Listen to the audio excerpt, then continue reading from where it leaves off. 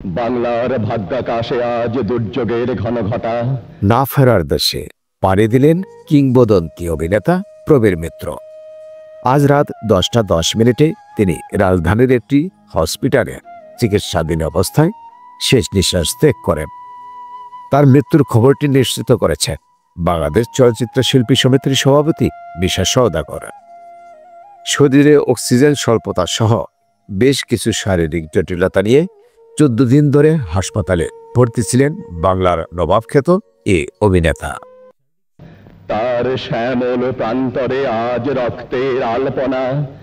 গত 22 ডিসেম্বর রাজধানীর পান্থপথের একটি হাসপাতালে ভর্তি হন তিনি। পরীক্ষা নিরীক্ষা করে তার ফুসফুসের সমস্যা ধরা পড়ে। অক্সিজেনের সঙ্গে ইন্টারনাল ব্লিডিংও হচ্ছিল, সেই সঙ্গে প্লেটিলেটও কমে যায়। প্রবীর মিত্র 1943 সালের 18 আগস্ট জন্মগ্রহণ করেন। তার পুরো নাম প্রবীর কুমার মিত্র। পুরান ঢাকায় বড় হওয়া প্রবীর মিত্র স্কুল জীবন থেকেই নাট্যচর্চার সঙ্গে যুক্ত হন। স্কুল জীবনে রবীন্দ্রনাথ ঠাকুরের ডাকঘর নাটকে অভিনয় করেছিলেন তিনি। 1969 সালে প্রয়াত এইচ আকবরের জল ছবি সিনেমার অভিনয়ের জন্য প্রথম প্রবীর মিত্র ক্যামেরার সামনে দাঁড়ান। চলচ্চিত্রটি মুক্তি পায় 1971 সালের 1 জানুয়ারি। ক্যারিয়ারের শুরুর দিকে প্রবীর মিত্র নায়ক হিসেবে কয়েকটি চলচ্চিত্রে অভিনয় করেছিলেন। এরপর একের পর এক সিনেমায় অভিনয় করে পেয়েছেন দর্শকপ্রিয়তা।